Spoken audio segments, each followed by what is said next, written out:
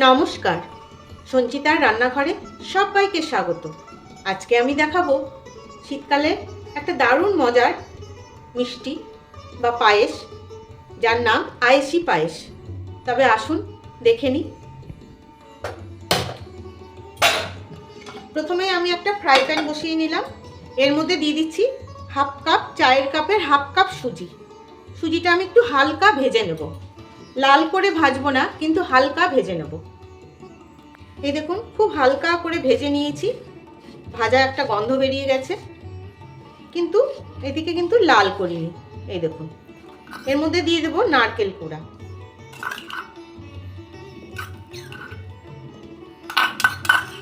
আমি এখানে 4 চামচ মতো নারকেল কোড়া দিলাম।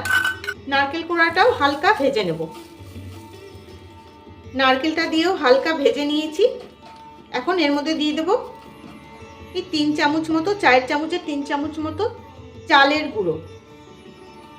চালের গুঁড়োটা দিয়েও আমি হালকা ভেজে নেব। চালের গুঁড়োটা দিয়ে হালকা ভেজে নিয়েছি।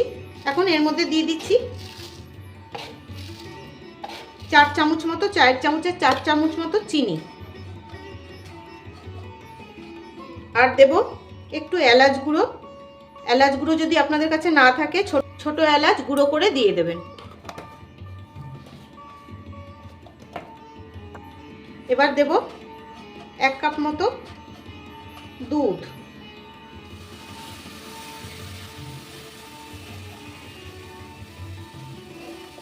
পুরোটাই লাগবে, তাই আমি পুরোটাই দিয়ে দিলাম।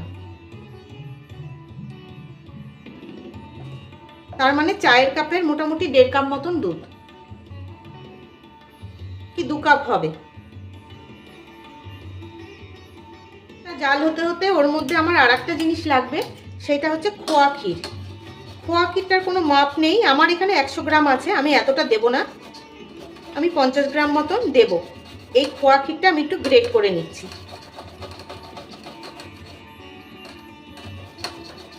খোয়া ক্ষীর যতটা দেওয়া যাবে ততটাই ভালো। আমি এতখানি মতন খোয়া ক্ষীর একটু এই গ্রেটার মেশিনের সাহায্যে গ্রেট করে নিলাম।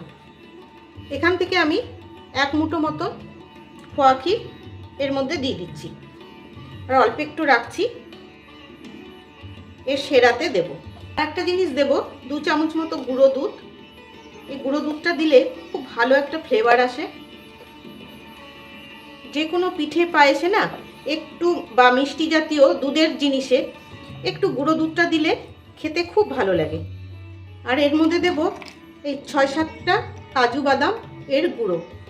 এই যে কাজু বাদামটা গুঁড়ো করে নিয়েছি, এর থেকে অল্প একটু, অর্ধেকটা আমি এর মধ্যে দেব, আর কিছুটা রেখে দিলাম।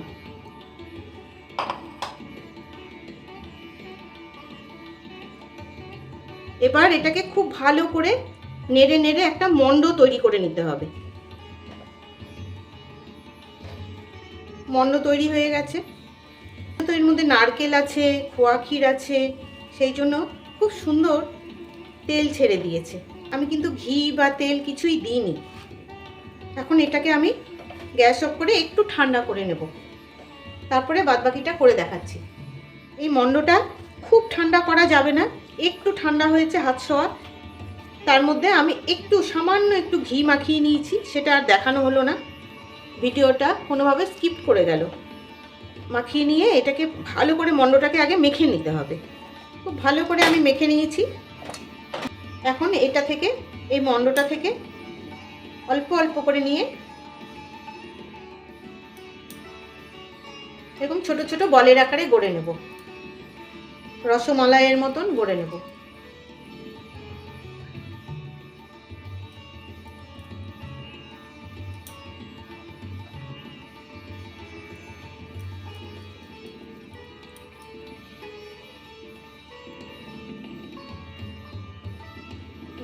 সব বলগুলো আমি বানিয়ে নিয়েছি। দেখুন, খুব মোলাম করে কিন্তু বলগুলো বানাতে হবে, না হলে কিন্তু দুধে দিলে ফেটে যাবে। এখন পাশের গ্যাসে আমি 1 লিটার মতন দুধ বসিয়ে রেখেছিলাম। দেখুন অনেকটা ঘন হয়ে গেছে। আমি দিয়ে দিচ্ছি একটা 10 টাকা দামের গুঁড়ো দুধ। খুব ভালো এতে ফ্লেভারটাও হয়, আর খুব তাড়াতাড়ি দুধটা একটা ক্ষীর ক্ষীর ভাব এসে যায়। খুব ভালো করে দুধটা ফুটে গেছে, একদম টকবক করে ফুটে গেছে। এখন আমি এই বলগুলো ছেড়ে দেব। এখন এই বলগুলো আমি, দেখুন বলগুলো সব ভেসে উঠেছে। এরকমভাবে আমি 2 মিনিট মতন ফুটিয়ে নেব, তাহলে বলগুলো খুব নরম হয়ে যাবে, সেদ্ধ হয়ে যাবে সুন্দর। সেদ্ধ হয়ে গেলে পায়েসটা খেতে ভালো লাগবে। বলগুলো দিয়ে খুব ভালো করে আমি ফুটিয়ে নিয়েছি। দেখুন বলের সাইজগুলো বেশ বড় বড় হয়ে গেছে আর সেদ্ধ হয়ে গেছে, যে নরম, দারুণ সুন্দর নরম হয়ে গেছে। এবার আমি দিয়ে দেব 3-4 চামচ চিনি।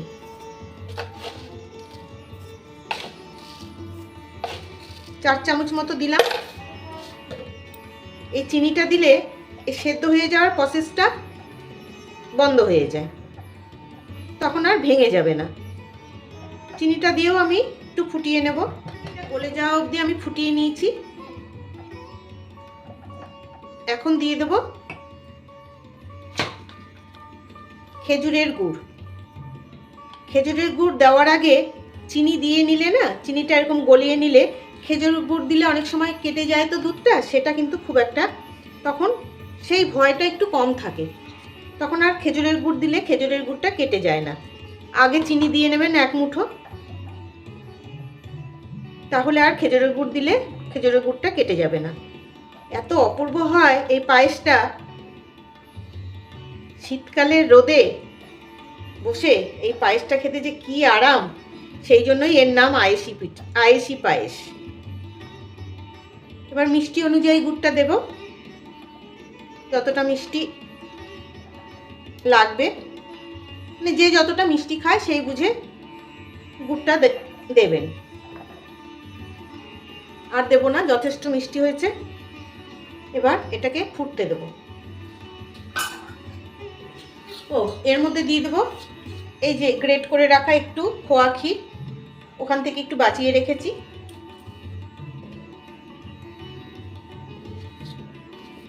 আর দিয়ে দেবো এই বাদামের গুঁড়োটা, ওখান থেকে যেটুকুন করেছি তার থেকে একটু করে বাঁচিয়ে রেখেছি এই দুধে দেওয়ার জন্য।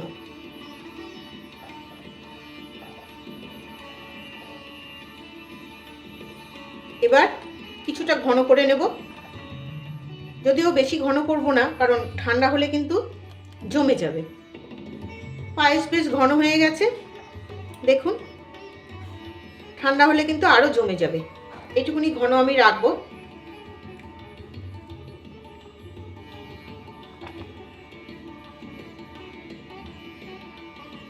এখন আমি গ্যাসটা বন্ধ করে দেব। তৈরি হয়ে গেল আয়েশি পায়েস।